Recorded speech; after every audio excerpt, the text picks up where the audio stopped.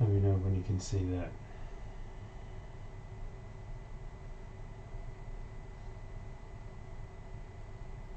Still, it's just coming online now.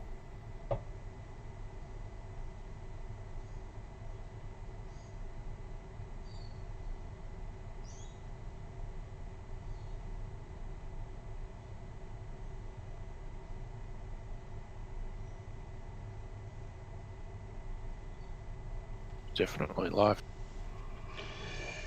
Howdy folks, welcome to another session of painting. I'm Dan, joined again by Matty.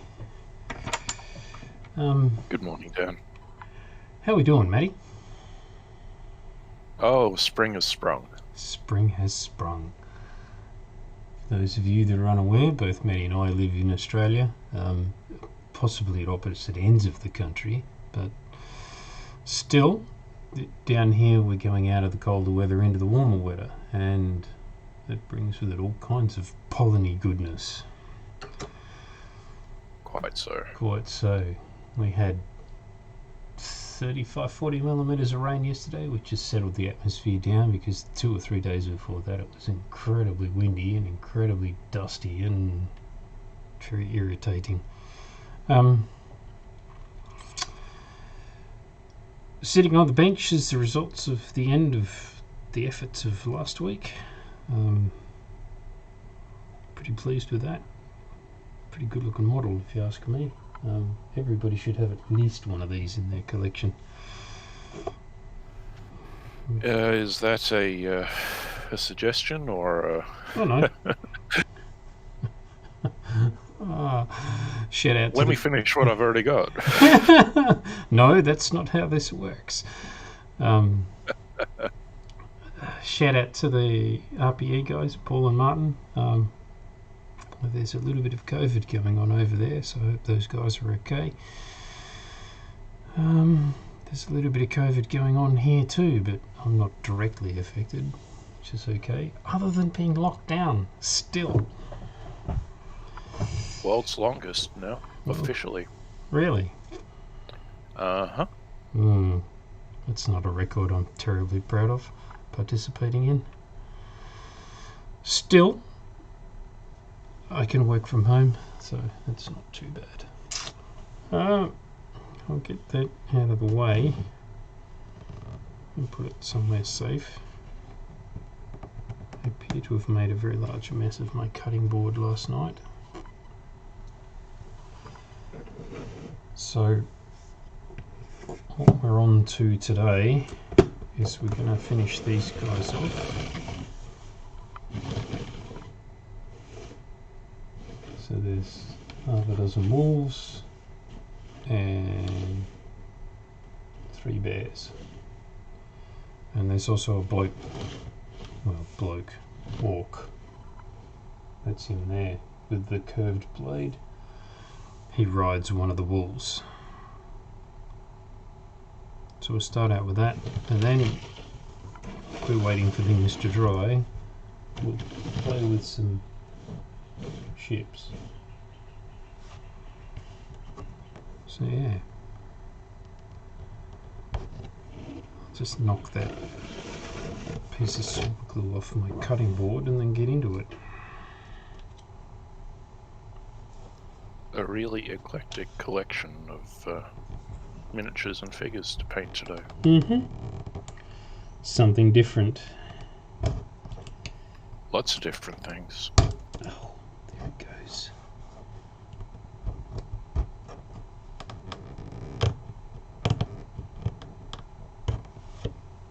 I'll have to get a chisel blade out later and do that.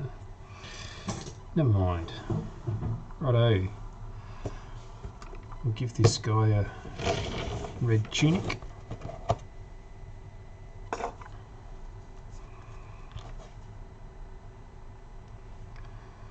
Using the bright red from the Railpather paint range. How's the light on the miniatures this morning? Matty, is it any better? I'm not entirely sure. How does it look, James? Good morning, good afternoon, good evening. Good morning. good evening, good morning, good day. Good day, mate. Hey, yeah, good day. Kia ora. Is what looking? Just a light on the miniature. Can you see what I'm doing? Yeah, I can see you painting a miniature. It looks kind of, I'm not sure what you're painting. Like a sword wielding. It looks fine. Light looks alright. Alright, good. Okay. As long as you can see. Getting less and less of that every year. You haven't started like, pushing the paintbrush into thin air and going, oh, I missed. Mm-hmm. So, more orcs? More orcs. Did you see the rolling fortress with flamethrower? Loved it.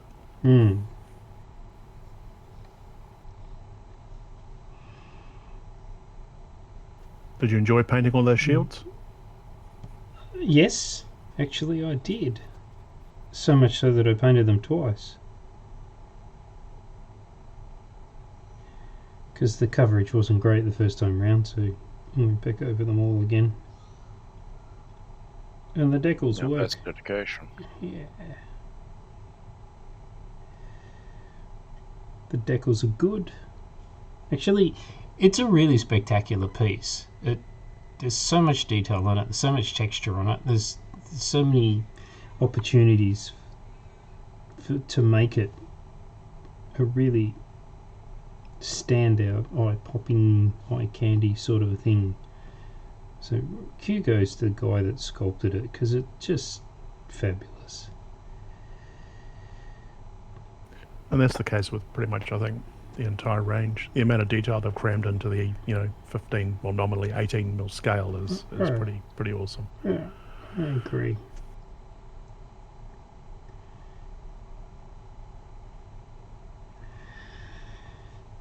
So what's happening in the middle of America, James?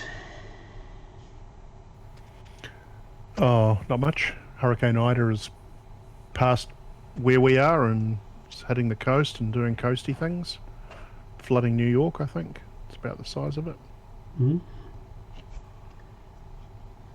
And the last week, of course, is all the furore around Afghanistan that everybody will be very aware of.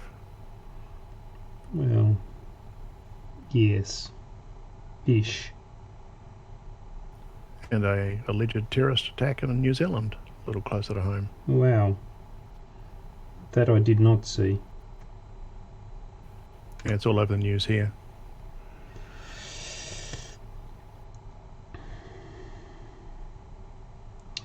Not good.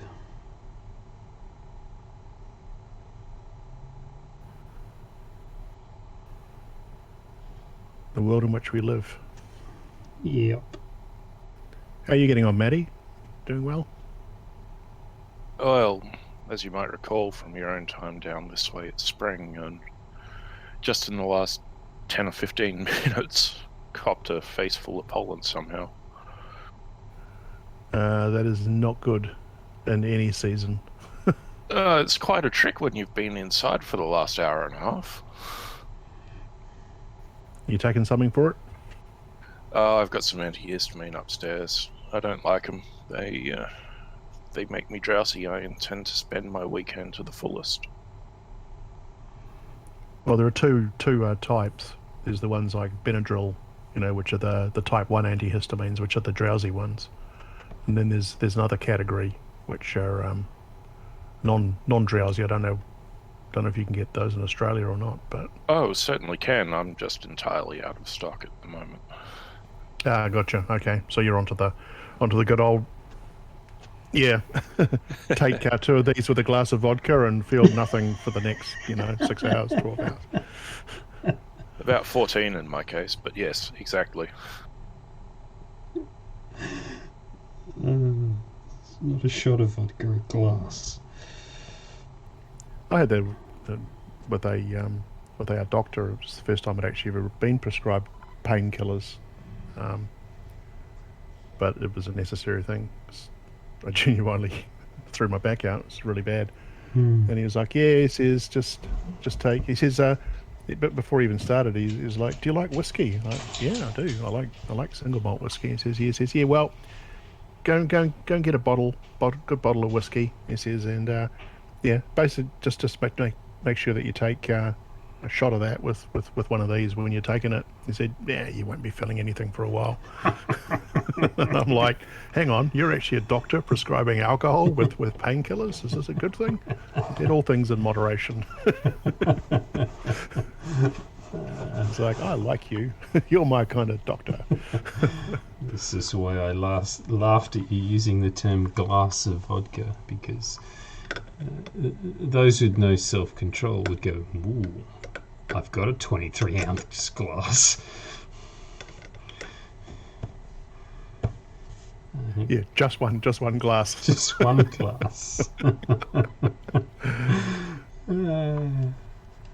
Alcoholism is not something to be trifled with or but made light of. Yes, indeed.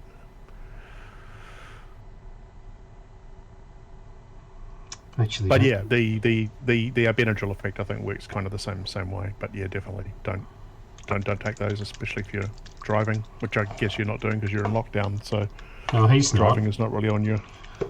Oh, you're out of lockdown, Matty. Oh. Yeah, we just still have all the same restrictions, but it's not a lockdown.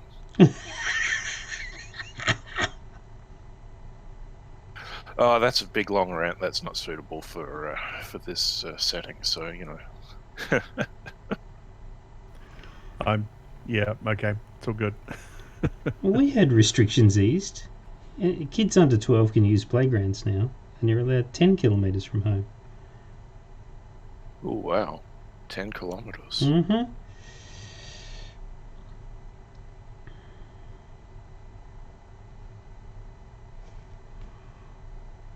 Bonus.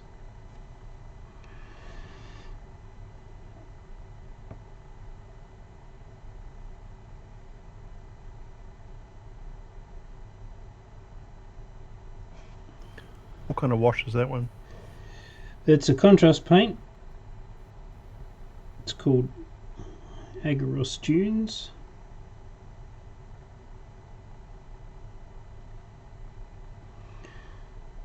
It's really just about establishing the depth of the fur on the cloak. Gotcha. Okay, gives you something to work with. Yeah. I like the premise that the guy that's riding the wolf is wearing a wolf pelt. It's like he's stating to the pack that he's leading, if you don't behave, this is where you're going to end up.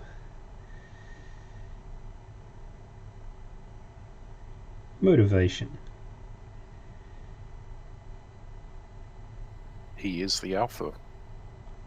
Yes. Don't know about motivation via taxidermy, but I guess. Nothing inspires it's a cloak, it isn't loyalty really, and fear like ripping people's heads off and wearing them. Yes. I'm surprised our local politicians don't do it. They're only allowed to do it What happens metaphorically behind closed now. doors in Parliament? You are allowed to strike people with a cane, though, if you disagree with them. At least in the American Senate. I knew there had to be a perk of an otherwise tedious job. Mm-hmm. That's the job. I don't know Back why. off the politics again. Yeah, I don't know why you would want to actually govern people. Like, that's setting yourself up to fail, isn't it? But we can move on. So a little birdie said that you received some more miniatures today. Not me. Oh. Maddie got some. I didn't. Oh, Maddie did, was it? I thought I saw that up on the Demonworld Facebook group. Yes, there is a Demonworld Facebook group. If you're interested in Demonworld, you should definitely join it. You should. And the link's right there on the feed. So, go for it. Yeah, no, it was Maddie that got a package this week. I'm still waiting for mine. Was it the ISTAC or yeah? Yeah. Yeah. Nice. Well, congratulations. Well, thanks. Contrary to what that post might lead you to believe, they are not Ice Furies. They are largely Beastmen in that order. So, yeah. Ah. And I'm really looking forward to seeing the Beastman done up in Neopop. I started putting some paint on last night. They're blue. Very blue. Yeah, that's very cool. Is that because their chieftain's colorblind? It's just like, I don't know what the deal with that is. I mean, all of the official artwork that has the Beastmen, like on the front covers of the book, they're all blue. All the example models painted for display in the web store, they're all blue. There are a couple of pink furred ones. I'm not sure what the deal is. Well, everybody gets old. Everybody goes grey. Some people don't like admitting it. Ah, right. The Marge Simpson effect. Yeah. I Or wasn't all going those, to go there, but okay, you went there. or all those little old ladies with their blue rinses, I guess. Well, that's a fashion So for trend those that of you hasn't been with around a access while. to blue rinse for hair, you can try an experiment for us and see if that actually works, inking up miniatures as well. Let us know how that turns out.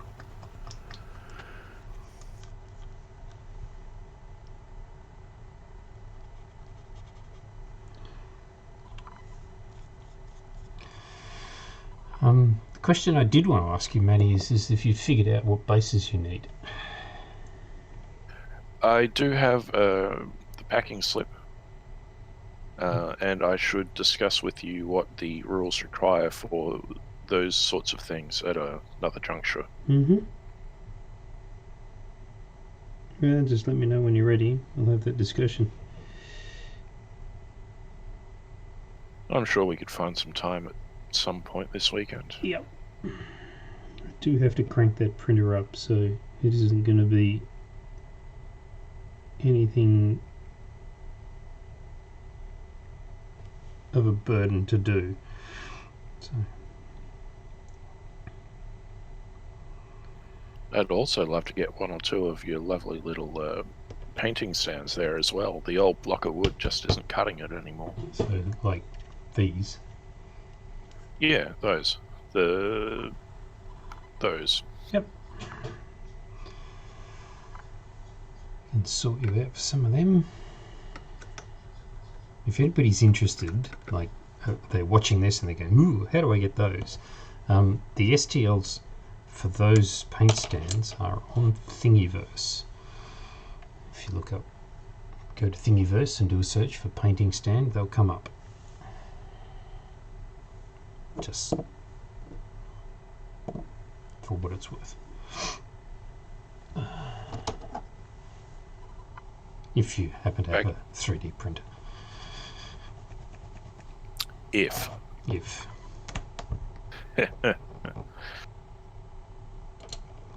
So James, the story there was when I started painting, I thought I'd just homebrew one. I had a 2x4 laying around spare, so I marked it up with even spacing and then put it in a vise and got my power drill out and made an absolute hash of it. That's where I started. I was using blocks of wood. I was just using old offcuts of chipboard that had been 90% drilled. The only pain with it was just that they were 18 inches long and 4 inches wide, and it was just starting to get difficult to maneuver it around the desk. And with these, I can sort of shuffle stuff around. So. Well, my problem is that I didn't drill the holes, vertical. They're kind of at all kinds of different angles. So it was more of a lesson, and it's been a long time since you've operated power tools. Well, I think the real problem is that the vise I used to hold the block of wood was actually too small, and I had to kind of not make it vise clampy. Okay. Yeah. Okay. Yeah. I couldn't get a solid hold on it while I was driving the power tool. Yeah. Were you trying to do it by hand, or did you have one of those vertical drills? Oh, by hand. Oh, okay. Yep. Yeah. See, Oh yeah, if I had a drill press, it would have been easy. Yeah. Yeah, drill press makes it infinitely easier. But I have one of those.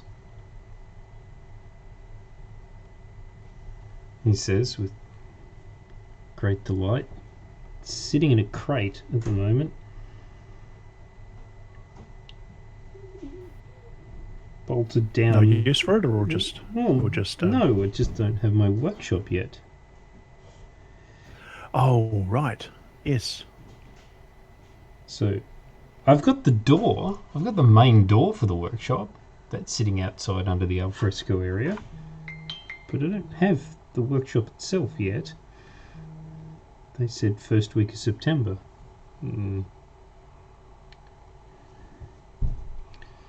So any day now. So any day now. Won't be the weekend, that's for sure.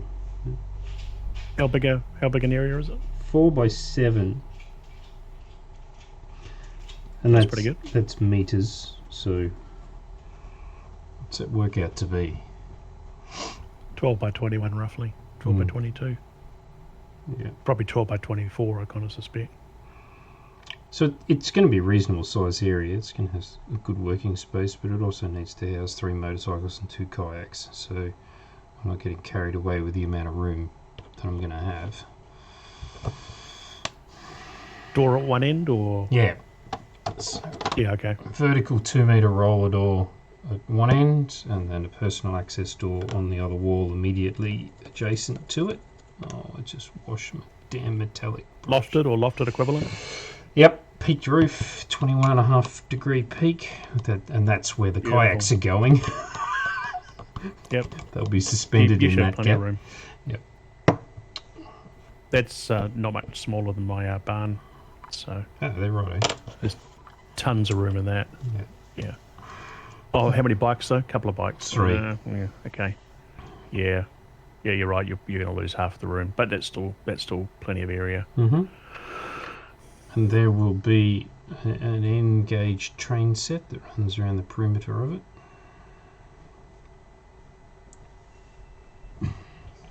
Because I need more hobbies, apparently.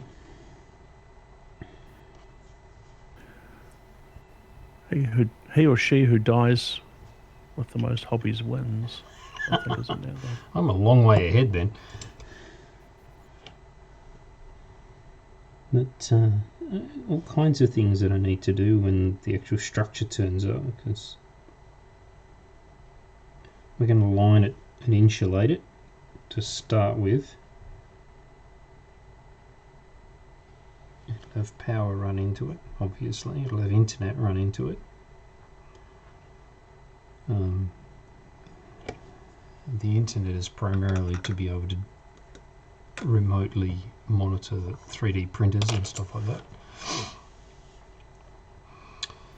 And I've got You're not close enough to do something like mesh, or mesh.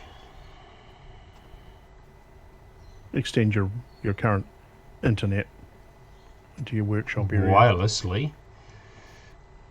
Well, how far away from the house is it, I guess? Oh, it's only about 5 meters from the house. Yeah.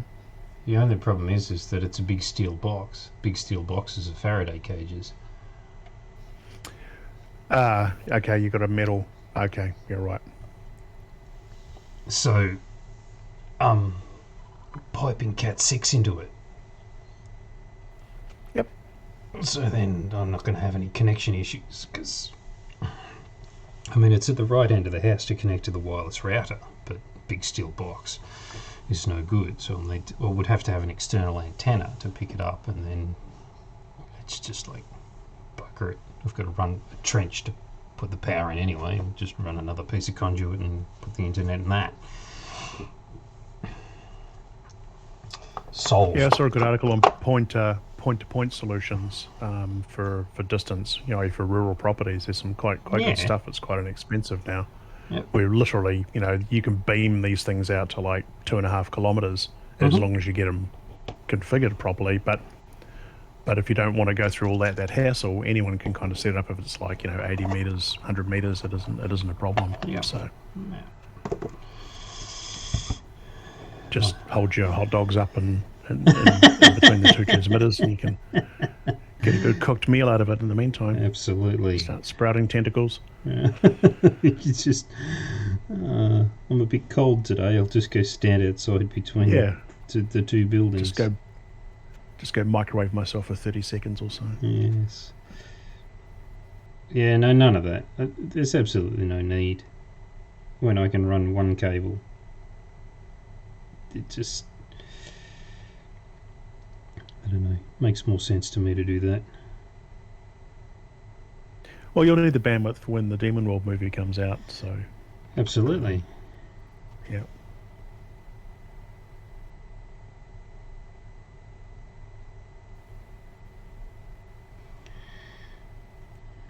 Yeah, there's it. Going for an island bench this time. Big storage around the outside, but I want an island bench so I can get round stuff. So things like shelving to house the miniatures. There'll be no miniatures stored out there. It'll primarily just be the stuff that is currently stuck in the garage will be relocated out there into proper storage shelves and cupboards and things like that, so that we can put both cars in the garage. But it'll be primarily a workspace as well as storage. So, and I mean a dirty workspace. So, the spray booth will be out there. All the 3D printers will be out there.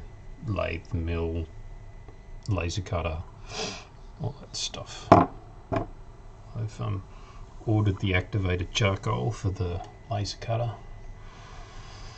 Going to build a purification box for that, so that I don't kill the neighbours with the fumes.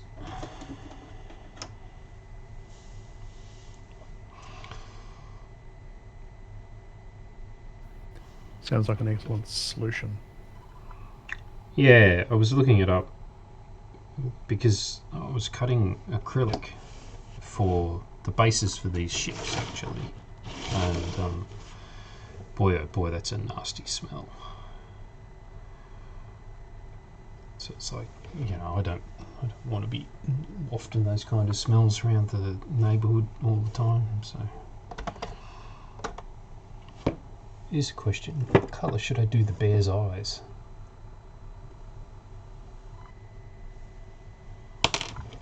What colour? Yeah.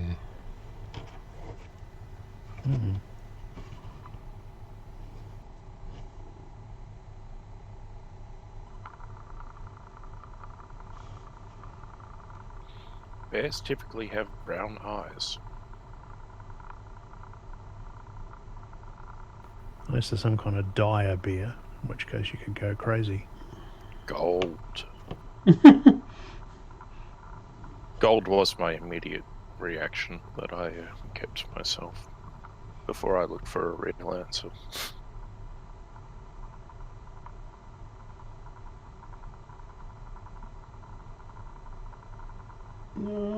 Doing eyeballs on 15mm figures.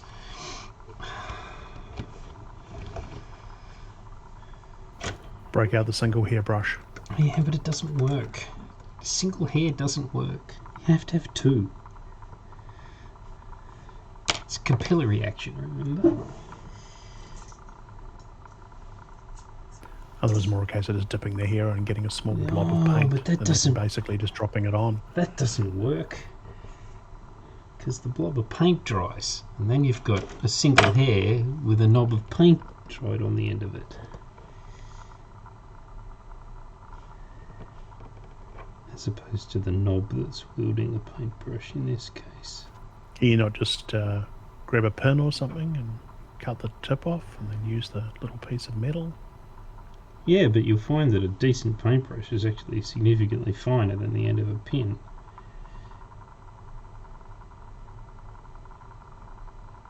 Oh, good lord. So we're back to doing what you're doing then.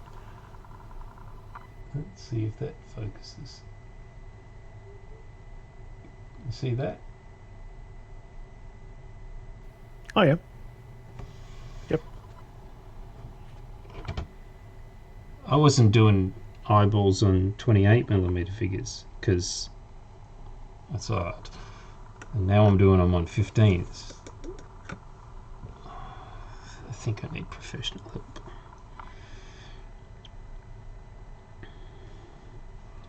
Did you end up digging your miniatures out, James?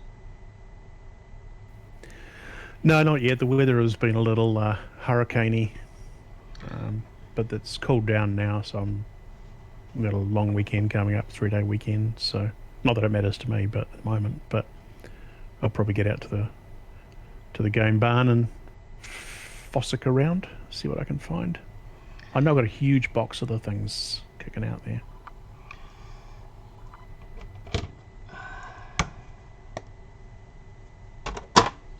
Did you get a lot of rain or just a lot of wind? We didn't get much in the way of wind at all. It's been still and hot. No, the Hurricane Ida was tracking through kind of Tennessee and all the way up through to New England. Obviously, New York's been hit pretty bad, but we're in a really weird weather bubble here. Right. So it's a bit of a crapshoot in terms of what we get. We've got a couple of fairly heavy pours. I'd say we probably got maybe 3/4 of an inch. Right. And then it was pretty much done. But then the humidity has just been insane. So Yes, you can keep that. Do not like humidity. but we're back to normal now. And by normal I mean don't go outside after about 8 o'clock in the morning because it's just too hot kind of thing. Mm-hmm. So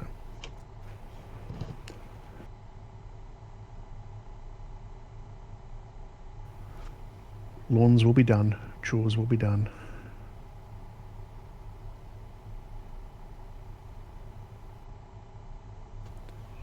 But the garden is not in a good state. Insect life has taken off like crazy. Oh.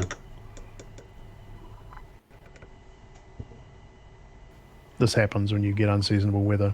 You get a rash of cooler weather followed by a rash of hot weather, and things just do what they need to do to survive. It's life.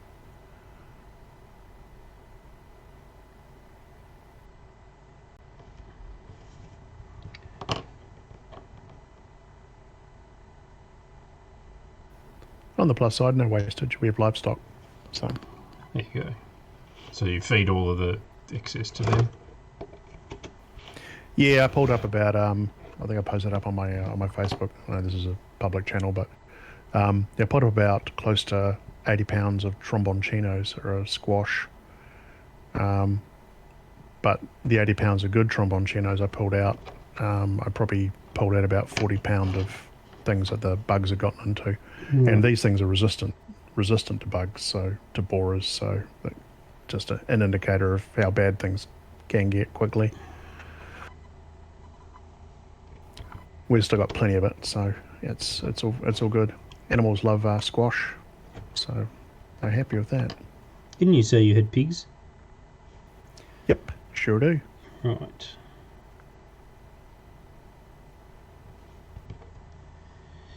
They love these things. They play with them like a football.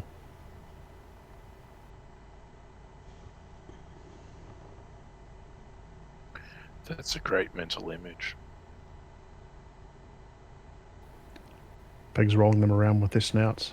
Because that's actually kind of what they do. It's kind of amusing.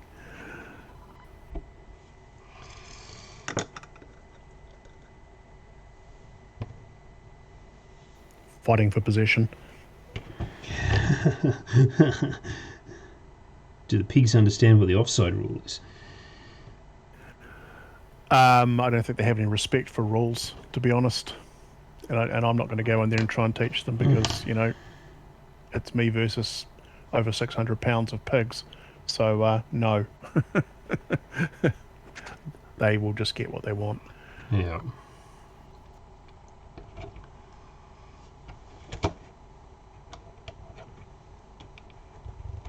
And they're only getting bigger.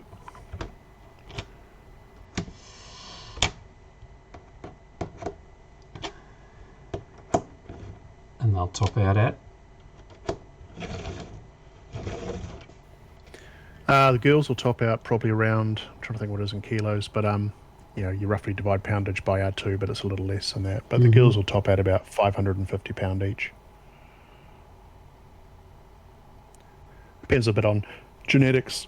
They have been known to get as big as 700 pound when fully grown. That is a substantial animal. Yep.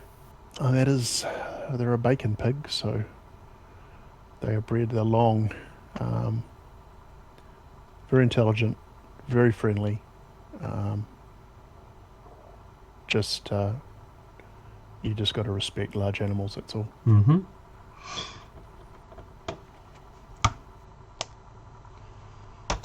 They won't necessarily hurt you, but they won't know that they're actually hurting you. So that's kind of the thing. Righto. So I think I'm going to secret source that guy. So how many in this unit, or is this just a So this is champion on rider?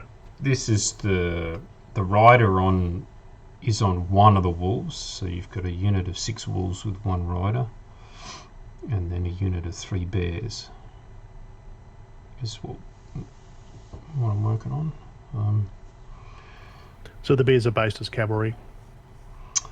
The bears are based as specials, so they're a single bear and a 40 by 40. But the wolves are based as cavalry, which is 2 figures on the 40 by 40.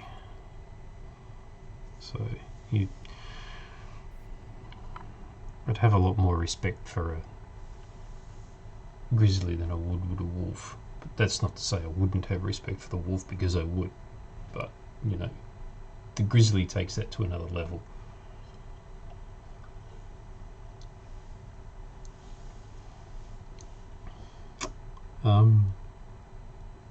Secret sauce. I know what I'm doing. Honest.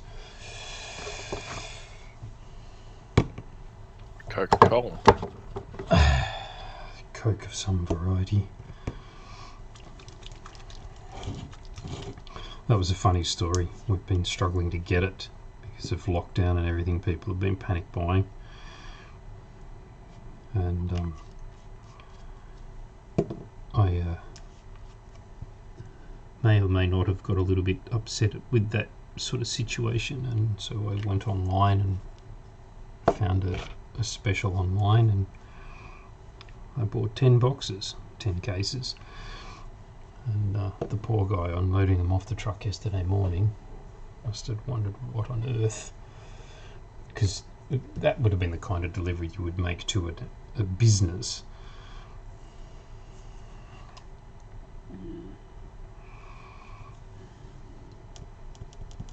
Ten crates of Coke. 10 crates. Hopefully it lasts a little while. Hopefully.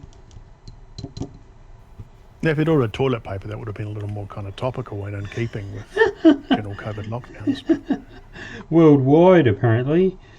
I used to think that it was just Australians that were nuts, but apparently, like, right across the globe. Yeah, I love the Australian paper. I forget which one it was. You'll probably know that printed the blank pages. Right. Oh, okay. So that people could use it, for emergency toilet paper, just in case. Read the latest news, and then when you're done, well, there you go. You got something to be done with. Oh, that sounds like something the NT News would have done. World's greatest newspaper. It's full of the stuff that you're basically sitting on. But yeah, anyway, this is a PG channel right now. Anyway.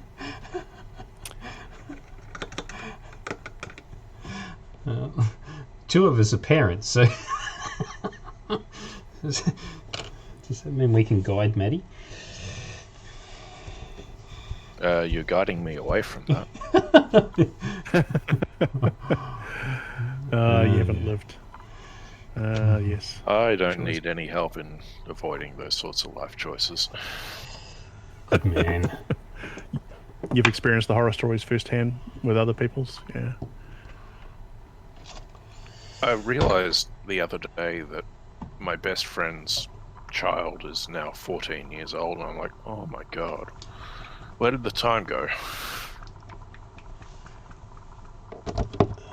I remember when she was just a little babe. Goes quick. You have children, and the next minute you turn around, they're asking for the car keys.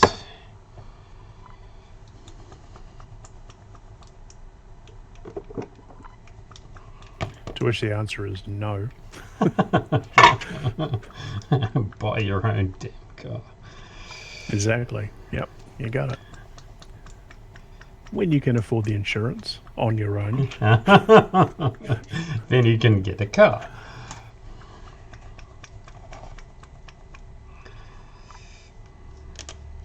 Ooh. First time into the yellow, guys. Your missus will be happy about that. What is that? Oh, She loves yellow. that's right. And yet, in the last 5 years, I've painted an awful lot of yellow.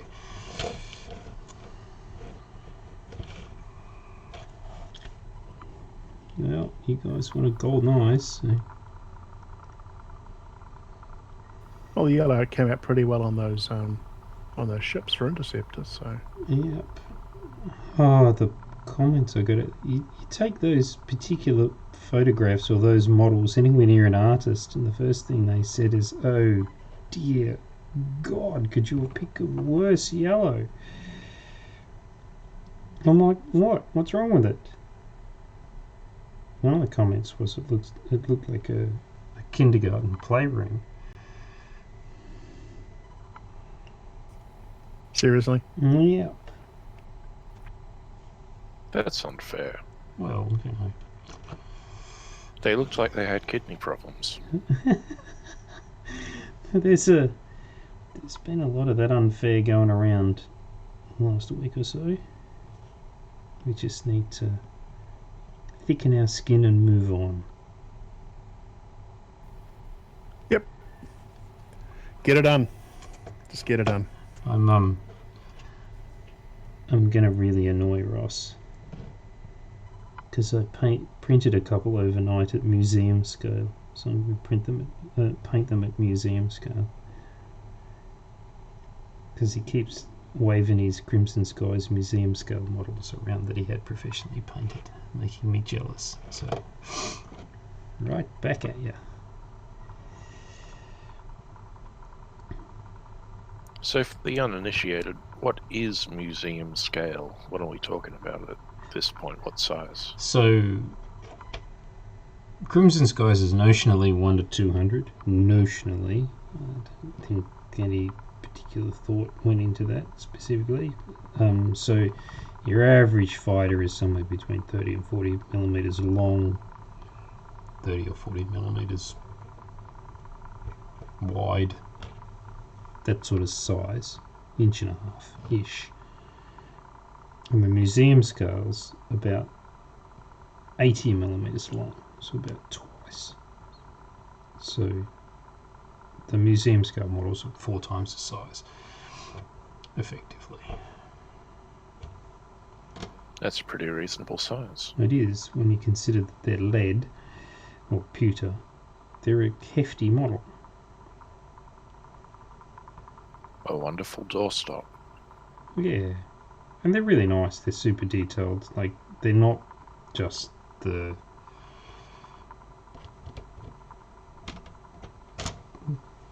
game miniatures scaled up. They're actually new sculpts, whereas all they did was scale up the interceptor ones. So. I think Raoul Warpatha did a bunch of them almost like kind of collectibles. Yeah. There are 2 Crimson Skies models, and there are 4 BattleTech models at museums. Yep. I think there's some Earthdawn ones as well. Yeah, I don't know, I haven't seen those. But yeah, I've got 2 of the BattleTech ones, and I've got the 2 Crimson Skies ones. The other 2 of the BattleTech Yeah, I wasn't aware ones. that there were any Crimson Skies ones. I knew that there were some BattleTech ones. Mm-hmm. But Yeah. So check those out. Devastator and a what's the other one? I can't think of it. Right up there on the Rail Path website under Crimson Skies.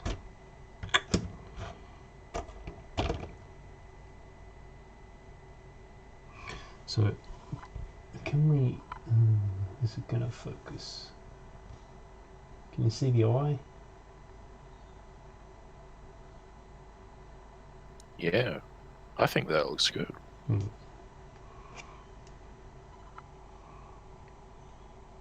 Do I do the vertical stripe, black slit, or do I just leave them as solid yellow? These are sort of magically controlled walls, aren't they? You can say that if you want to.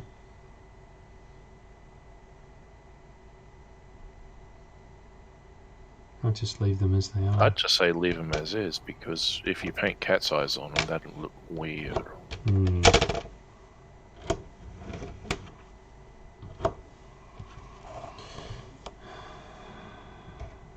I think what I want to do is darken the sockets up for the bears, because they look a bit odd at the moment.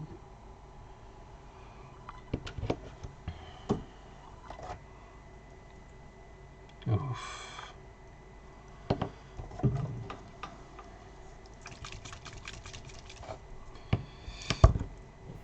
Yeah, Curtis Wright, J2 Fury, and Hughes P21J Devastator. It was the Fury that I couldn't think of.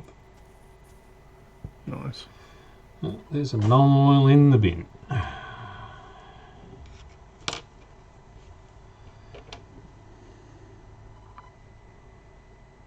And they're great models. Like, I've assembled them, I just haven't painted them.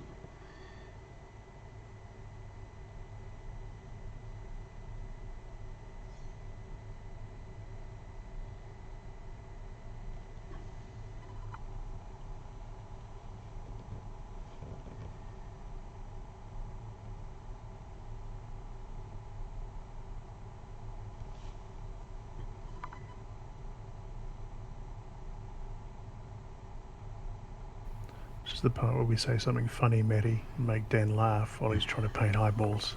He has to start all over again. Folks, this is the sign of a professional in action. You've obviously not seen me in action, then. Don't giggle. It's worse than that. I can't even breathe.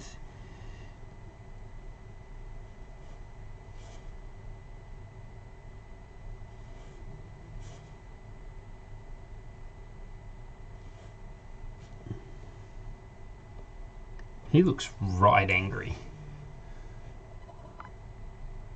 Bears should look angry. Nice. Yep, absolutely. Snarl.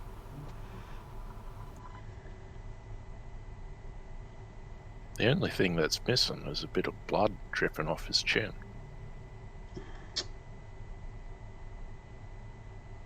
This is not a Disney bear. So, this is what we discussed earlier. Ah. Yep. Yes, I picked up a pot of that, and I am looking forward to using most of it. Flinging it around.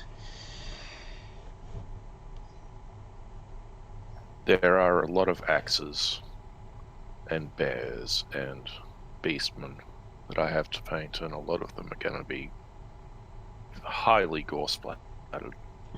Excellent. I reckon you should have done that with the Samson.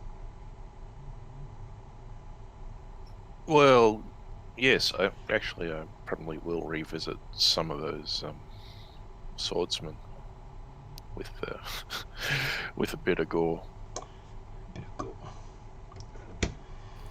Blood of an Englishman. Literally.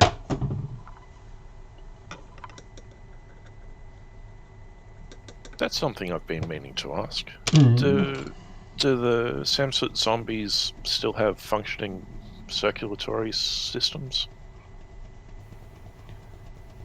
Good question. Don't know the answer to that. I would have thought no, but Who would know? Who would be the right person to ask? I would throw that question at Mark, probably. I'm think he getting may my still be prep on the work team. in early. But Brad is the line developer, of course, so...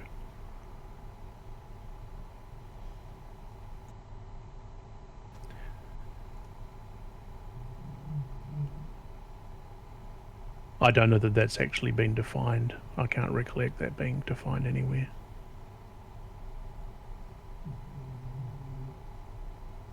Well, just in case someone decides to explode some zombies, I'd like to know if they're going to spew gore and blood everywhere, or they're just going to fall apart like skeletons.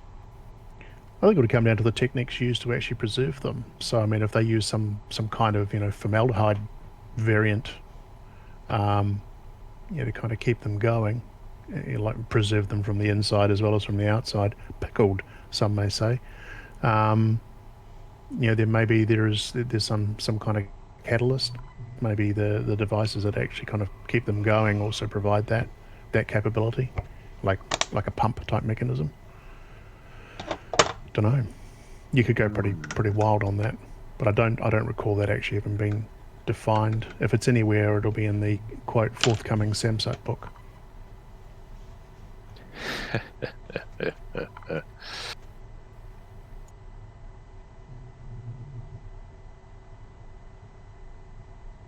Is that the effect that you were looking for? I didn't see who that was. Began with a P, I think.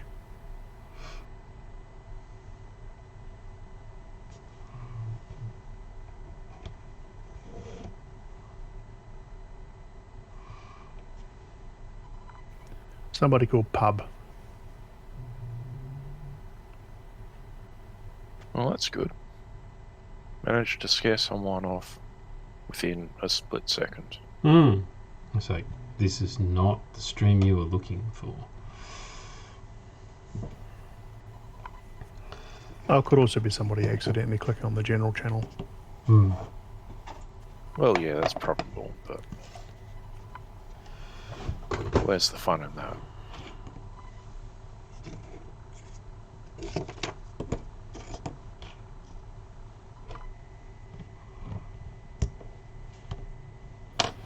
That's a good question now. I'm thinking about that hard.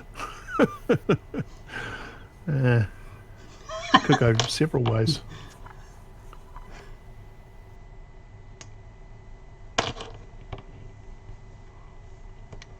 We tackle the tough topics on this particular live stream.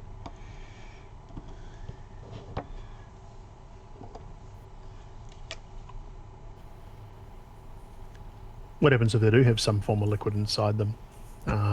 Or some kind of parasitic fungal that maybe drives their organs internally and keeps them going? That might be fun. Or maybe some have been geared up so that they can actually be used as effectively living bombs. So they can be engineered so that the pumps actually inject different things, catalyzing fluids through them. So it's not something that they would do commonly because, valuable resources are valuable resources, but, in desperate situations. I don't know if either of you two have played The Witcher, but there is a certain class of zombie in that when you get it down to 80%, when you get it down to 20% of its starting health, they actually explode. And learning to recognize the signs of when they've achieved that threshold so that you can run away and not die is quite entertaining. Yeah, it's like new players for Earthdawn who encounter Cadavermen for the first time and think, oh, they're just zombies. How tough can they be?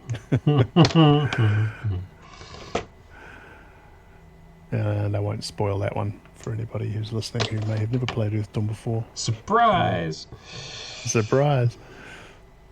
Check out Radio Free Earthdawn if you want to find out how that goes. Yes, do. Actually, no, just check it out anyway, because it's awesome.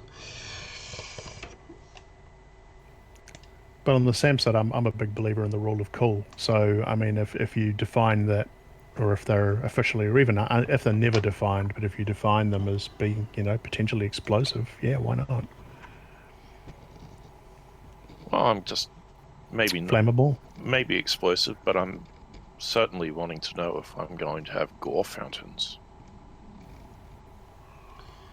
I did that for Earthdawn with some, not Cadavermen, but ghouls, I think it was. They gore fountained when they were hit sufficiently hard.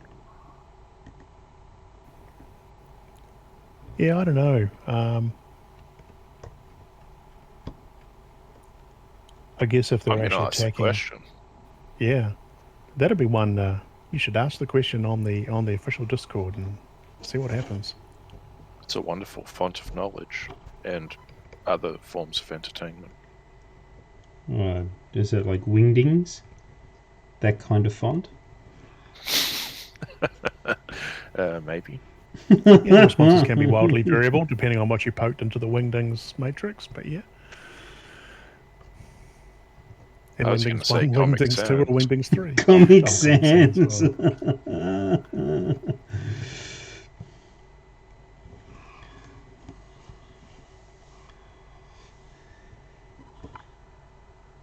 well. Right.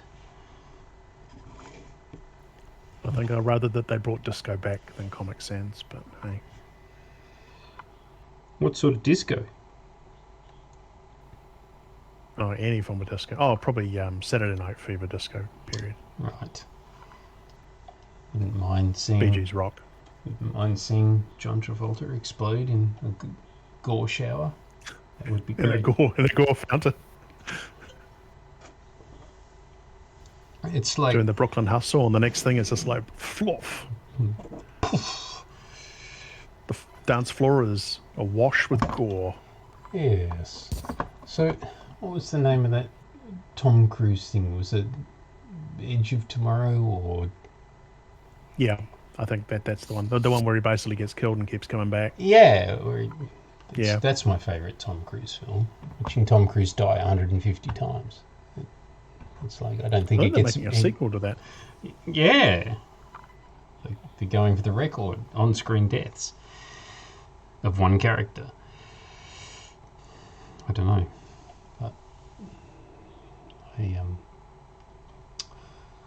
I find both of those gentlemen's works difficult to watch.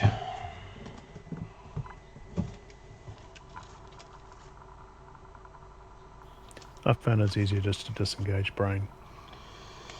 It's too easy to poke holes in things if you sit down and take them too seriously. Yeah, my partner doesn't want to watch movies with me anymore.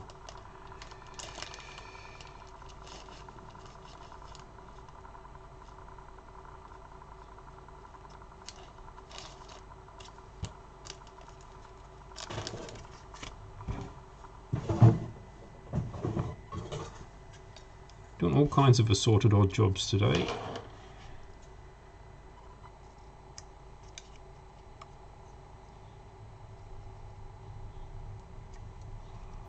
I see where to pose the question. Hey, should these gore fountain? Yes or no? Well, now you see I've got this thing in my head where basically they don't necessarily have a circulatory system per se. It's the battery device that basically powers them that actually drives these fluids through them. Well, okay. So then you get a gore fountain when you start blowing holes in these things, and they're leaking all this fluid everywhere. But now my evil mind is now thinking, well, hang on a moment. These zombies basically attack and then they ingest their victims. So where does that all go? And then a whole lot of wrongness ensues from there. It's like a spider. The way that a spider not worth walks. thinking about. No, it's just the way that they walk, because their legs are sprung. The legs are sprung so that they curl in, and they have hydraulic conduits, and their heart beats and provides pressure, and it pushes them out. So that's why a spider's legs curl up when it dies, because there's no fluid pressure anymore. So you could say the same thing with the zombies. The zombies stop working when you let all the fluid out of them. Well, then you go, you follow this line of thought, and dear listeners, viewers, please stick with us here. If the developers of these things treat them as a valuable resource, which they are, then surely they'd build mechanisms into them to ensure that they don't leak. So you'd effectively have, Are you talking about valves built into them, shut-off valves. Hey, you talking about a zombie safety cell? Yeah, so basically you sever a zombie's arm, rather than it basically leaking valuable fluid, it effectively automatically seals off to basically prevent further fluid loss to the internal circulatory system of the zombie, so it continues to function. It's a self-sealing zombie system. I know you're getting into the realms of sci-fi a little bit here, but I mean, I was going to the say tech that they're using is pretty much out there. That's sounding an awful lot like June's still suits. Oh yeah, we're kind of the coming out same real way. soon. Although I don't think it'll be getting much into the. It's been so long since I've read that. Into the Fremen. Yeah, the Fremen. It only touches on them at the end. It's mostly the first part of the first book in the new movie. But that'd be an external thing. So, in the case of the suit, it's the suit itself that's applying pressure on a normal functioning circulatory system, whereas this is actually a mechanical thing where the circulatory system just happens to be, reused for, hydraulic purposes effectively. Okay, yeah. I don't know. What do the viewers think? Jump on the Discord and let us know your thoughts. Hydraulic zombies or not hydraulic zombies?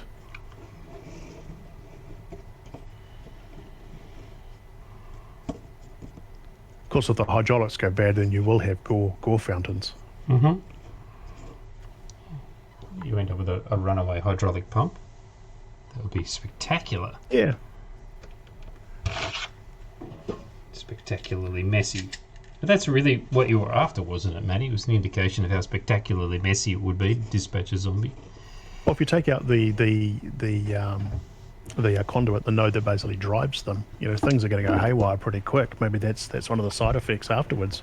Yeah. This thing fries, does whatever kind of arcane energies that it happens to do, but one of the side effects may be some of the zombies basically literally go gore fountain. Who knows? If you like, I have all sorts of evil ideas planned now. Of course, then there'll be a lot of fear going on, particularly if this kind of happens. You basically hit one of these things that goes haywire and explodes. It's gore everywhere. You've got young soldiers who've basically been fighting these things for the first time. They're barely coping because they've trying to struggle to keep their miasma masks on to keep the smell out, and the smell's only going to get worse because you've not only got the gore from these things going up, but there's all this fluid spewing all over the place, and what a mess. It's like a pro And art that's after painting. you get past the terror of fighting the undead. It just adds to the confusion even more. Wiping fluid and God knows what off your masks.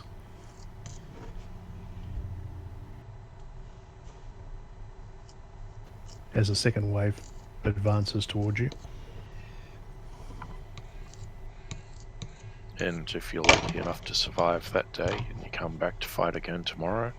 Oh, look, it's your fallen best mate. And there's your sergeant. Yep. And the lance corporal. Now, Oh, they look, might not it's be lieutenant. rewired quite so well because they'd be, on the fly jobs, but yeah. Maybe no gore fountains from them. I would think that they would more readily gore fountain if they were super fresh. Oh, yeah, true. Good point, because they They won't still really have have the time. original fluids.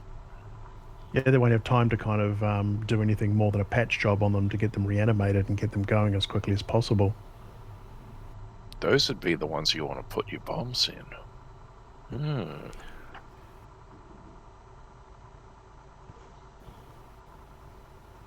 Well, now you're actually talking about almost like a second tier of zombie, because you haven't been able to wire them properly. You haven't got the time to do it.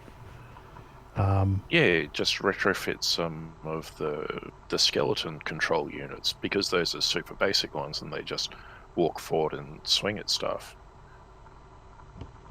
But you do have the added morale effects, and that these are people who basically were fighting for you and your friends and family potentially, and now they're actually the enemy. So in some ways scarier psychologically. We may need a second edition of the 1879 war game now. I think so. I think we had to revisit this stuff. I'm keeping track in my head. Well, now I'm going to have a look in the Samsat Force book and see if there's any mention of circulatory in there. I do own a copy of that. I should have probably looked in there too, but, well, that's me. I'm lazy. I have the PDF on hand for no particular reason. Call it nostalgia.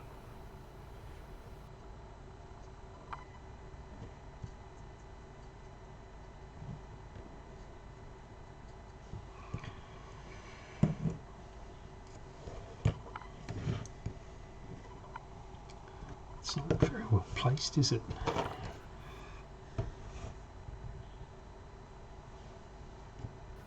No, sadly, no mentions of circulatory. Circuit was basically the closest I got. So, question to be Well, answered. I guess we could gore fountain with the magical robo batteries that power them going explodey in Hollywood fashion. That's my word for the day. Explodey. Well, now it raises a whole issue of like side effects of some of those arcane devices when they do get hit. What happens to them? Do they just, obviously some of them will just be destroyed, shut down, no effect, but some of them may go strange. What happens if it sends the entity to cover the broad base, running off in random directions, doing random things? When things go wrong, they can go wrong. Remember that these units will have been put together by the lowest bidder.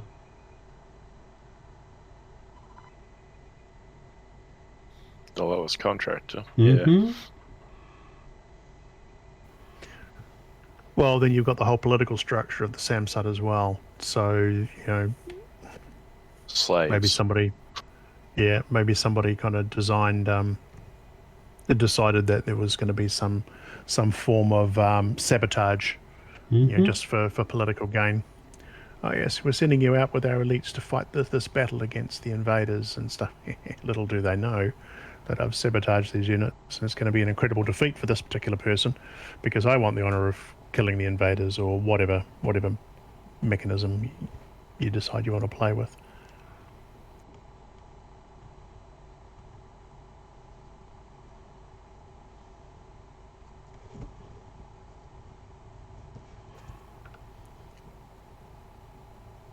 Like giving out blanks to the troops, not telling them. And they figured that out pretty quickly. I think so. Thing goes bang. Target Target stays standing. Yep. Target looks surprised, looks down for holes in chest, doesn't see any, goes, great. All of a sudden, I'm immortal. Hurrah!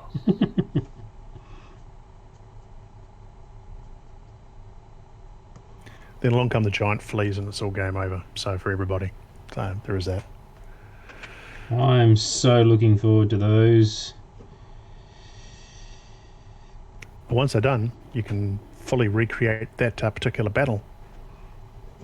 Which particular I believe battle? that is that's one of the demo games, I think, actually, for 1879. It's the Battle of Razum. One moment.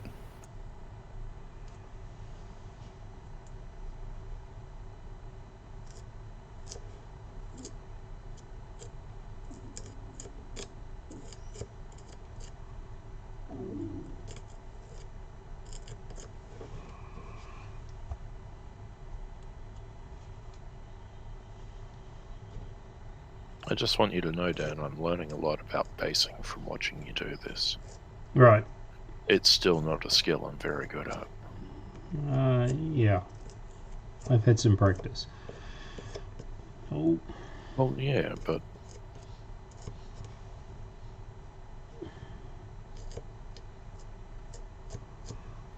Your stuff seems to go on a little better than mine. The settlement of New Wigan.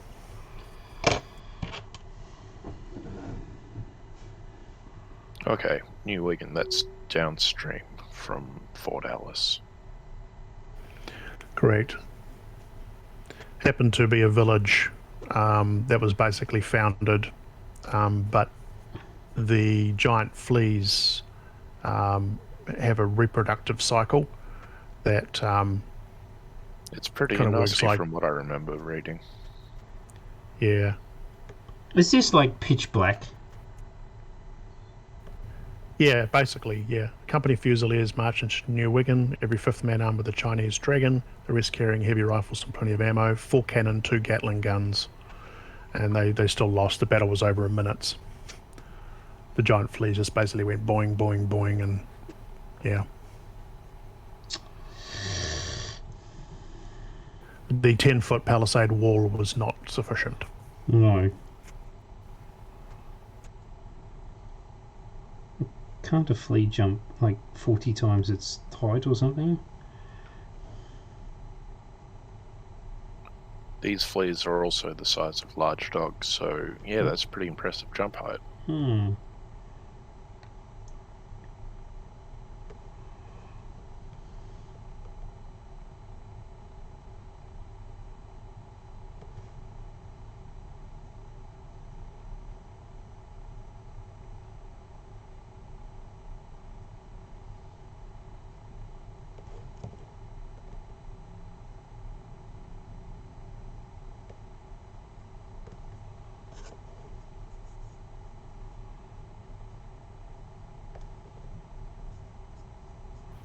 But if I recollect correctly, I think one of the demo scenarios for conventions involves something to that effect. I could be wrong. So they would have to be the Demonworld giant fleas, right? Yeah, correct. Mm-hmm.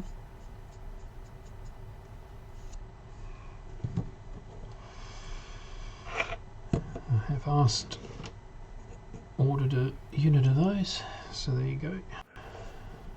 Which coincidentally happened to work for 1879 as well. Mm-hmm. So 2 for the price of 1.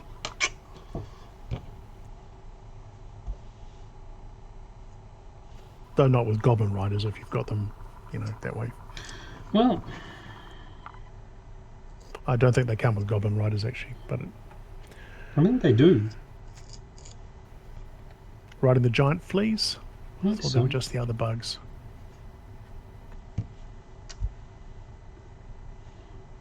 No, I'm pretty sure the flea cavalry has riders. Would need to stop what I'm doing and go and look,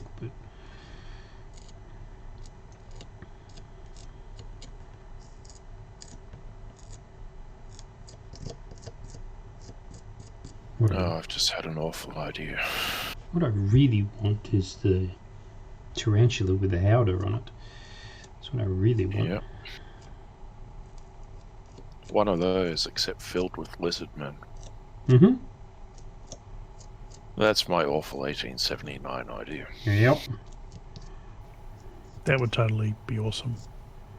It's totally not going to happen. I'm arachnophobic, so, you know. My players don't get to suffer spiders. No Jehuthra for them. Centipedes are a different matter.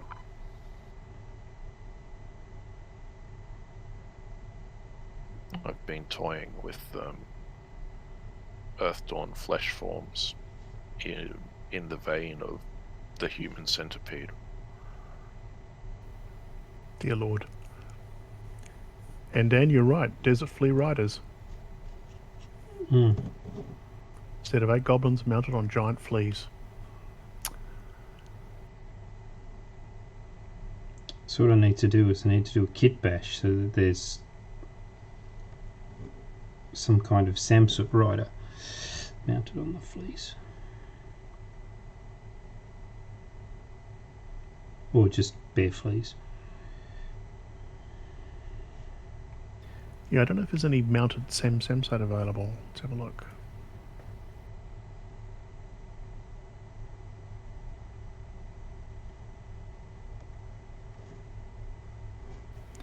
Oh yeah, there's the Lasmatemnus Arcam, which are the heavy gunners mounted on 6-legged horse crossbreeds. Yeah, you might be able to kit bash those.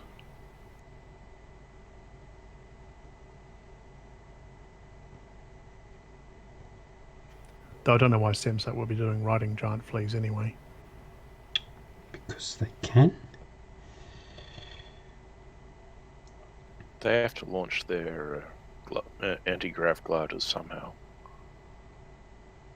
Do it on Fleaback.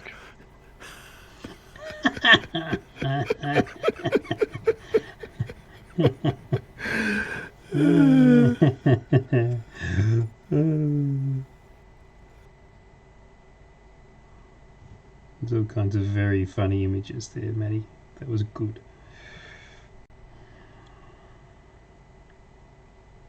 Coming soon. Not actually a promise, but, you know. Mm-hmm.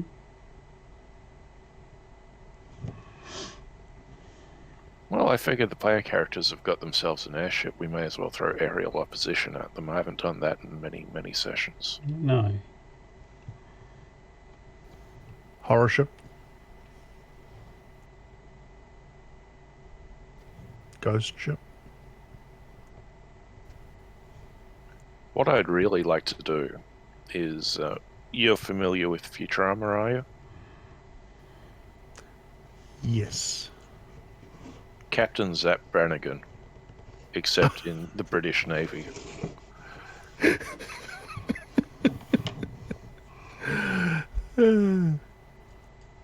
That's what I really want to do. I just haven't figured a way to make it work yet. That would be, yeah, actually that would be pretty funny. That would be good.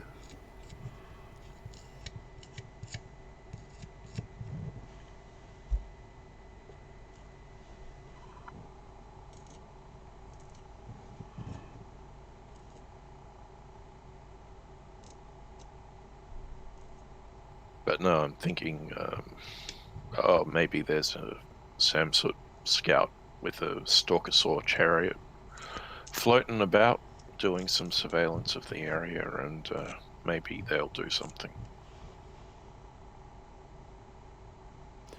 Well, either that or you've got a small airship and it's an Ace Rimmer type. If you've seen Red Dwarf. Yeah. Smoke me a kipper. Lord Tell you. Flashheart. Yeah, basically. Yeah, the Rimmer version of Lord Flashheart. Mm-hmm.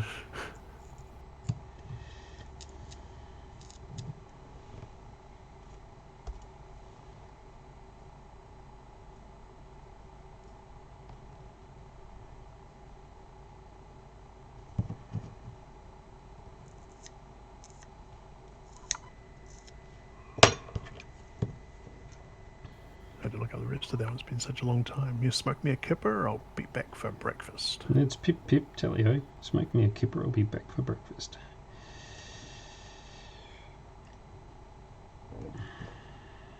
Good old Biggles.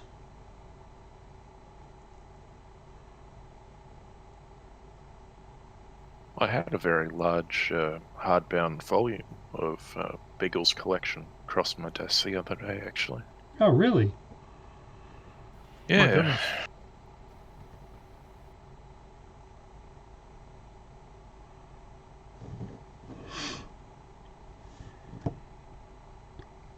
I hope they put that up for sale. I do believe I set it aside for that, so... Good. That's not the kind of thing that needs to go into a dumpster. Oh, good lord, Definitely no. not. Remember collecting those when I was a kid. Avidly.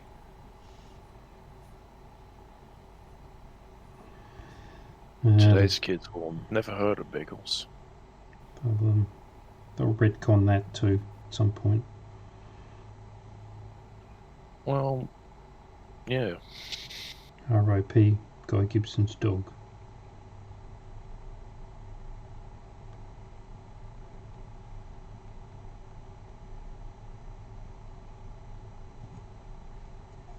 And the tiger who came for breakfast.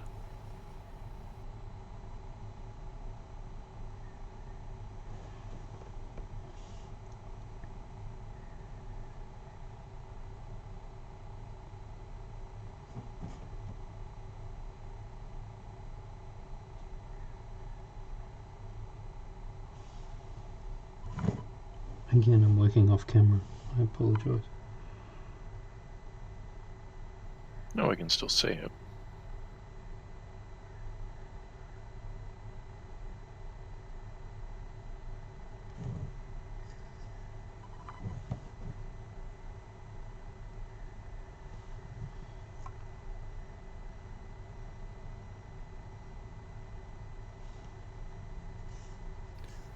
Excellent. So I'll send you my address, and you can send my Orc army over for me, and I'll send you plain figures back. Thanks for coming. That sounds like a deal. Sounds like a terrible deal, but it sounds like a deal. It's a deal. Yeah, absolutely a deal.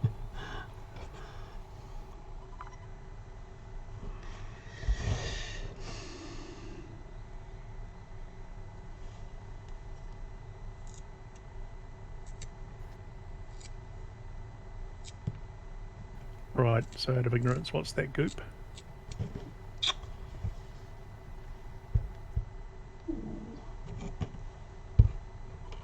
I don't Wow, know if I okay. don't know if I can get it into camera shot.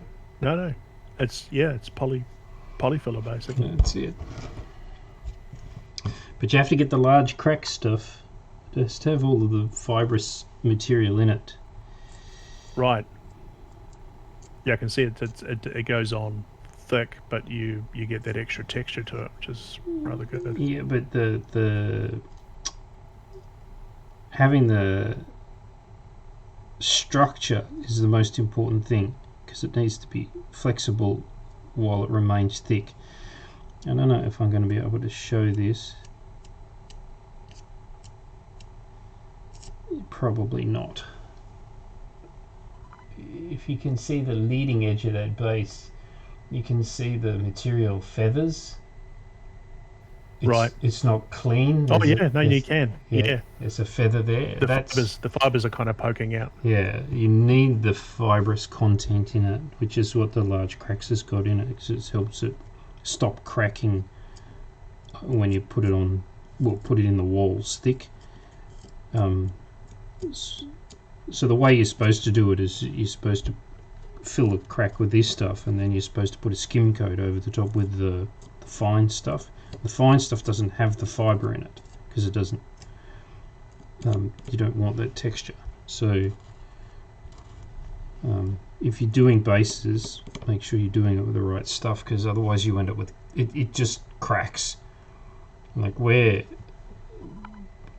these gaps are between the edge of the base of the miniature and the base itself, the fine stuff just opens up a crack, and you've wasted your time effectively. So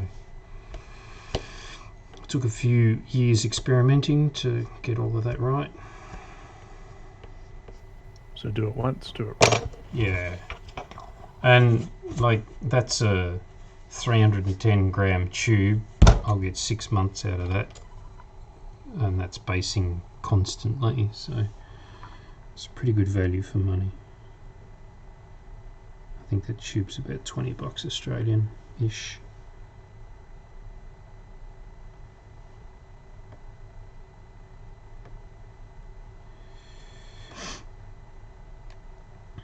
But yeah, like in America you'll have a spac filler of a similar sort of thing. It's called spac filler or drywall filler or something. Yeah, I'd have to look it up over here, but that's actually pretty good. And what it means then is you can get the other texture paints. Like there's a heap of people that do a bunch of different texture paints. I happen to have the Citadel stuff, but that's no particular endorsement one way or the other. There's a heap of people that do them, and you just don't need to use quite so much of it. So you get more longevity out of the more expensive stuff.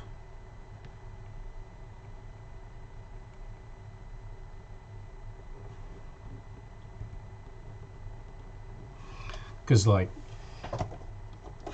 this is what I'm using for these, so that's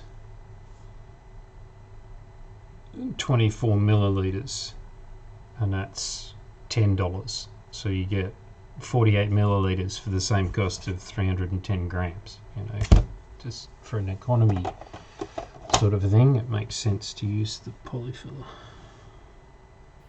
And if you're painting an army, you know, painting the miniatures is one thing, but giving them the right base to actually lift the miniature out is the other part of the fun and the challenge. So. Yeah, it's one of the criticisms I had with the third edition books is that the miniature photos in it were basic, shall we say.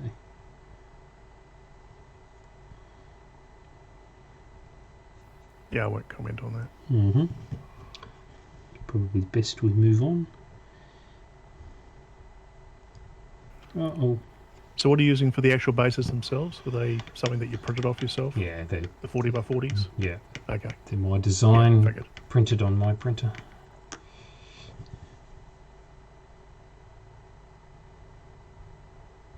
And it's just a basic FDM printer. Everybody's got themselves an Ender.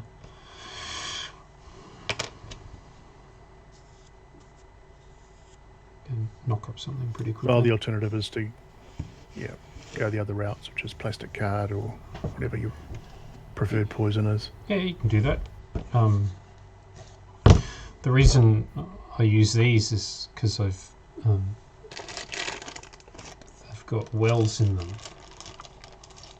All of the miniature bases that the Demonworld miniatures come on are all a regular size, and you can see that's got a well, and that means that it takes out the thickness of the base that the miniature is sitting on, and so then you end up again when you're thinner, using less material to build the base up, and you don't end up with miniatures that are sitting on a hump.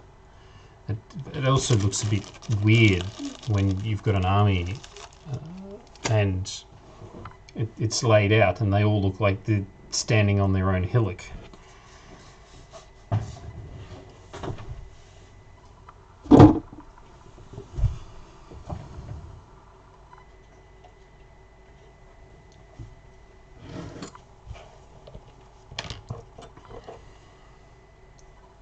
And I'm working in chaos again. People can work in order. Doesn't make sense. Yeah, that's... So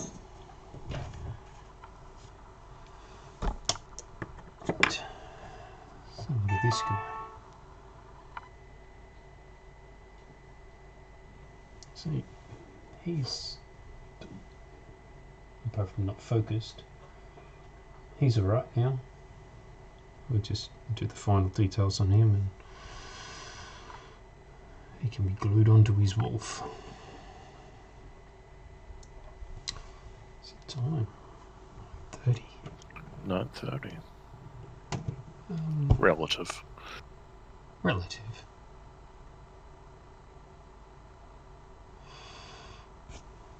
What to do, what to do.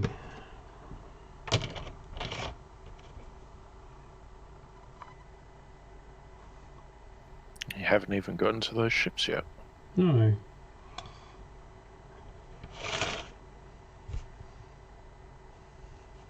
Question is, should I do the orky ones? This is the orky ones.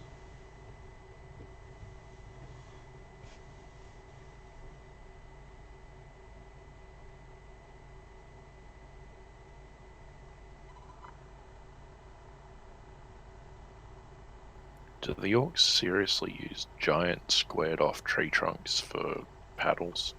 Yeah, they're rafts. Awesome. Something to be said for brute force. That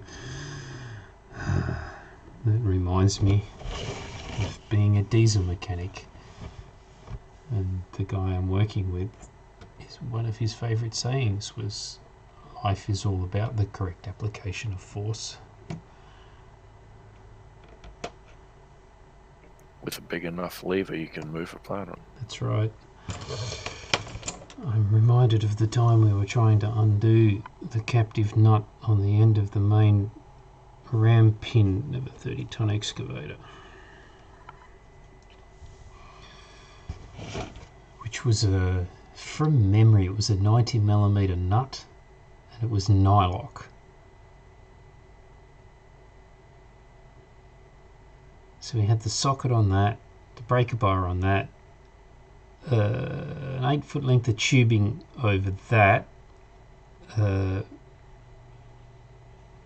10-foot section of box steel over that, and a 125 kilo man standing on the end of that, and me flogging it with a sledgehammer.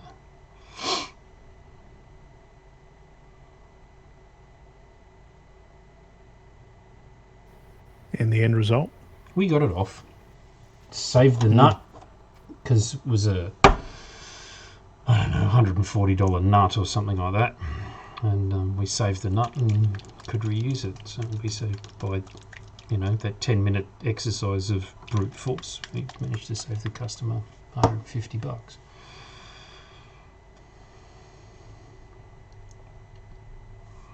The link you go to.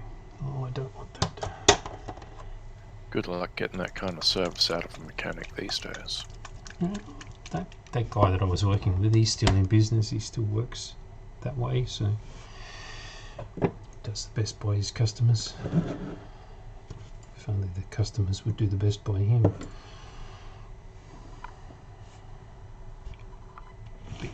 you're talking about you're servicing a machine, and the service cost of the machine is $4,500 because you've replaced 80 litres of engine oil and 180 litres of hydraulic fluid and 7 filters, and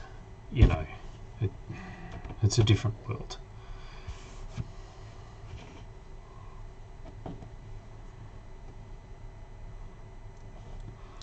And working on that stuff's hilarious, because to get the hydraulic fluid out in any kind of reasonable amount of time, it's got to be hot, because if it's cold, it's like treacle.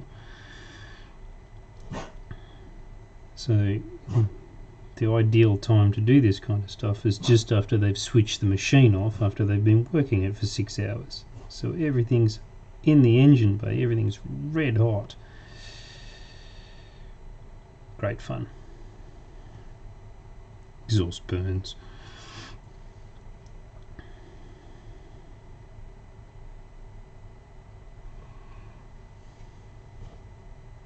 Makes for good storytelling, but it's only because you look back remembering it fondly.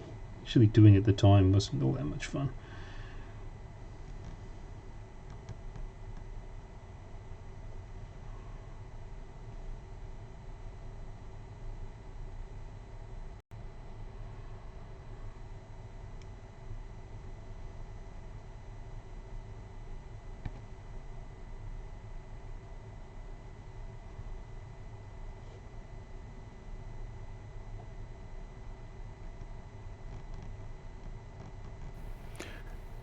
I have to sign off. Got a family thing I need to deal to. All right. Thanks for joining, James. Thanks, guys. Be well. No worries. Hope you all stay well. Yep. You and yours. Same to you. Chat again next week. Talk to you Take soon. care. See ya. Look forward to seeing the end results. Yeah. Cheers.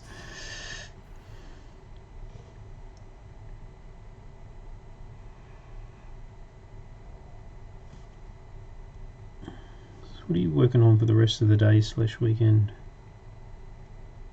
Well, as I alluded to, I started splashing some paint on some beastmen. Cool.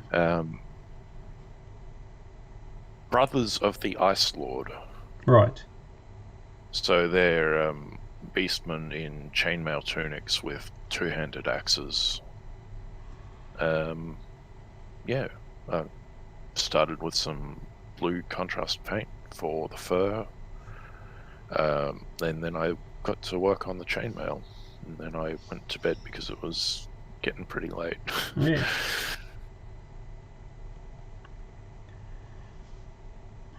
You sorted yourself out a decent light yet?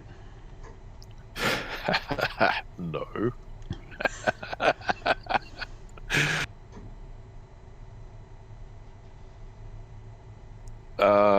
I could hang things from the rafters, but I would need to hang things from the rafters. Aren't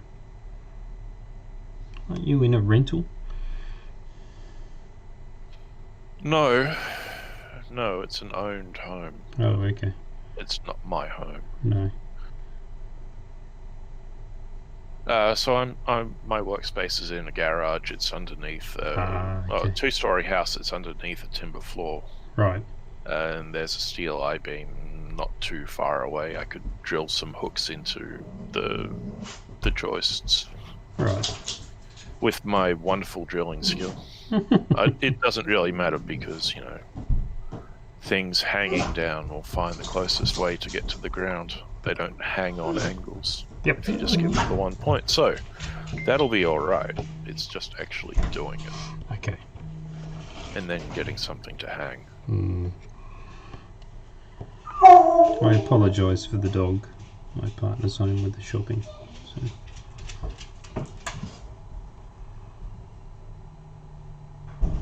He gets a little bit worked up when she comes home. Understandable. Favorite humans. Yeah. Certainly favourite human. Bringer of food. The bringer of food.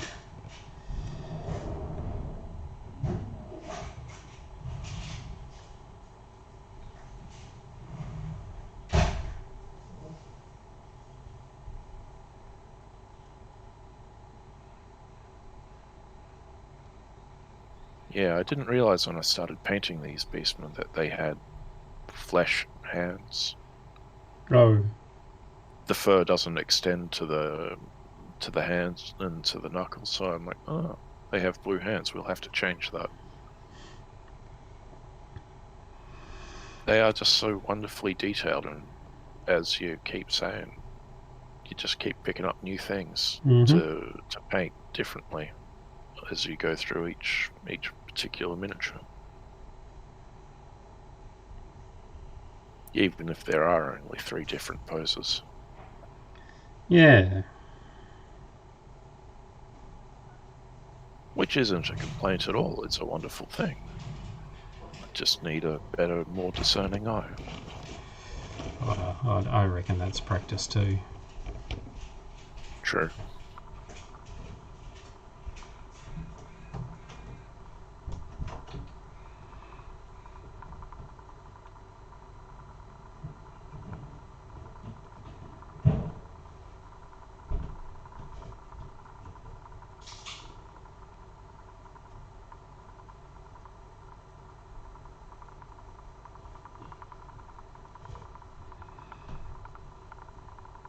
If there's any reason to be subtle with these.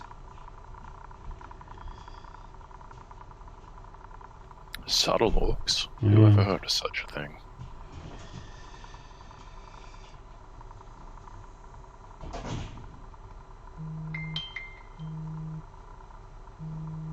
Stereotypes.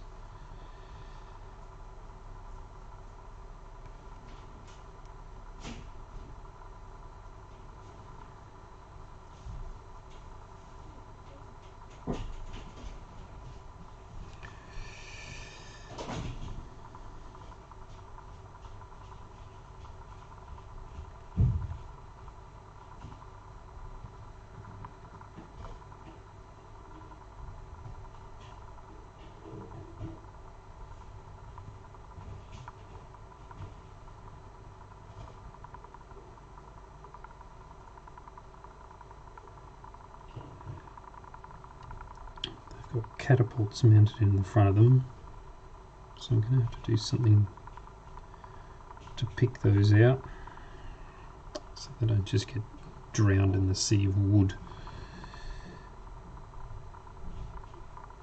Do you have one of the darker brown contrasts? Yeah. I think it's fair to say I've got all but maybe 2 of the entire contrast range. Oh, so just 1 or 2 then. Just no 1 or worries. 2. No, they're just such a good tool, so...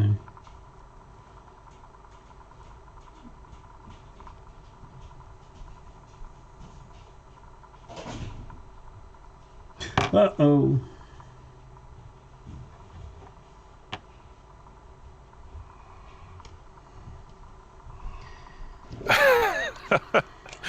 The video just finally caught up to the Uh-oh. uh-oh. That happens to me a lot.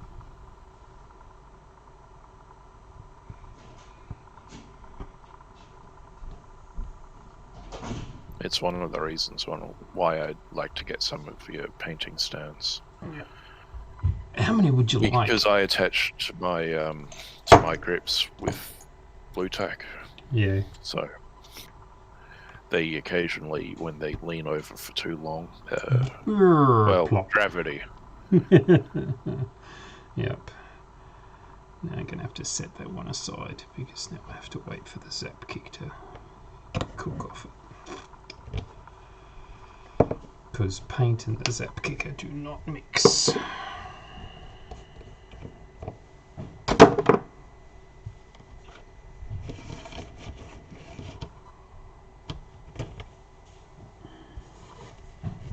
So when the time comes, you'll be attaching the sails and the cannons to those ships and the riders to the walls with the PPA.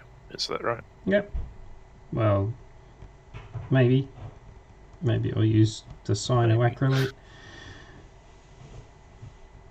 It just depends. Like the wolf rider onto the back of the wolf with PVA makes a heck of a lot of sense when you consider how much texture there is on the wolf. The PVA will bind beautifully. It also depends on how much of a hurry I'm in. Like if I'm trying to get a block of miniatures done, say, by the end of the day or after dinner or something like that, then putting them on with super glue and zap kicking them is just the fastest way to go about it. Fair enough. Just have to remember then not to ever drop them, because catastrophe at that point. Well, that's kind of a good general rule anyway. Yeah. It's not one I seem to be all that good at obeying.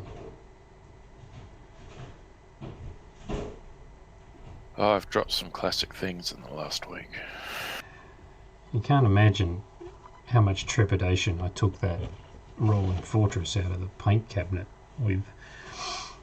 Because, oh, please don't drop this, please don't drop this, please don't drop this.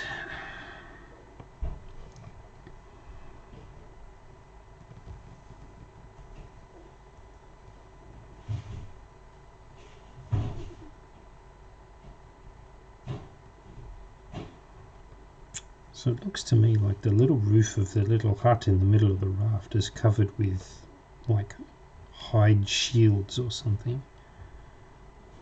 So I might Yeah, I guess. go back over that and make that a fair bit more colourful, I reckon.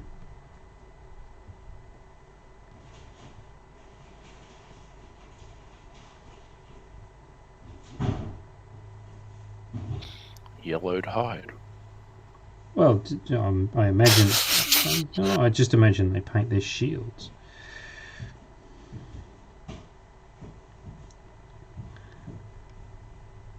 So. Any excuse to use yellow on miniatures. You got it.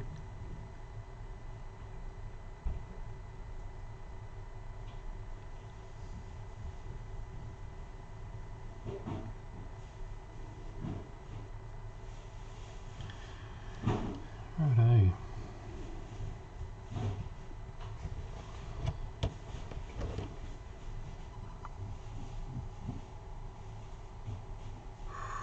main camera just sagged a bit though.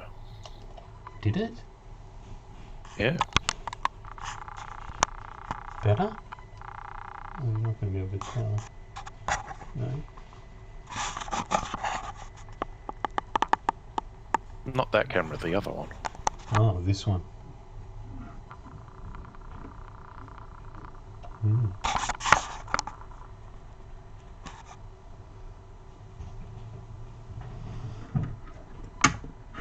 Well, that's a bit better. Mine, they don't all fall over now.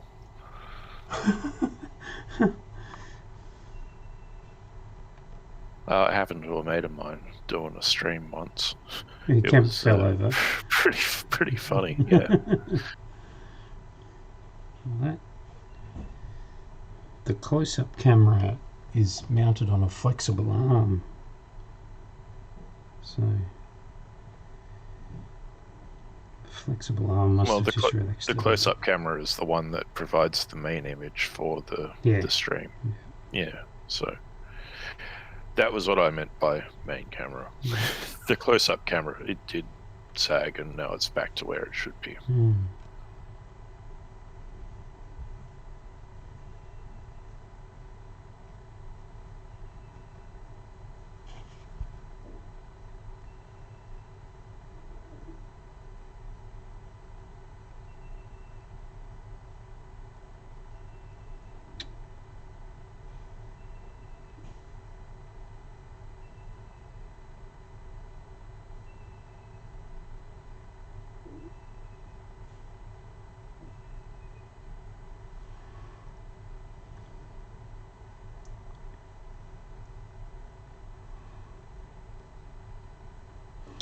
I don't know if we can see this. Maybe we can, maybe we can't. But if I go in here, I don't know if you can see the... No, you probably can't. The paint separate. That's the zap kicker that repels the paint.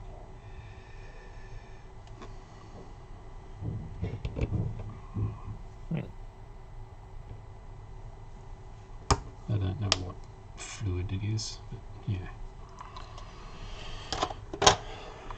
So, Orky log rafts.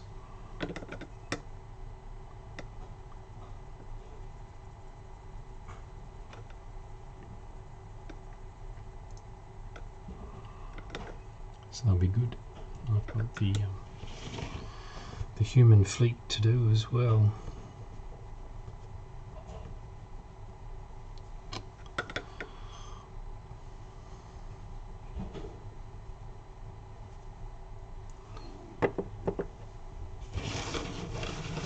And here's where we are with this stuff.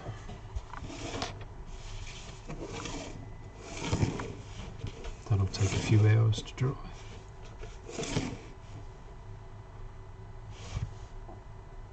And then we'll finish the bases up on them, glue the guy on top, and done. Away we go. Good looking set of animals. Great set of figures. Everybody should be buying Demonworld figures. I do have a stack of those bears that need riders. Yep. Well, they've got the riders too, but yeah, you know, I do have a bunch of them. Yeah. It's good stuff. Well, that'll probably be it for today. Thanks for coming along. Thanks for the chat, Matty, as always. I'm glad to do it. It's always fun. It's always educational. Yeah. And I'm certainly enjoying myself. So I hope other people are getting something out of this. But if not, well, at least the two of us are. And James, I suspect. Yeah. Cool. All I right. suspect so as well. Yes. Till next week. Thanks, folks. I'll see you later.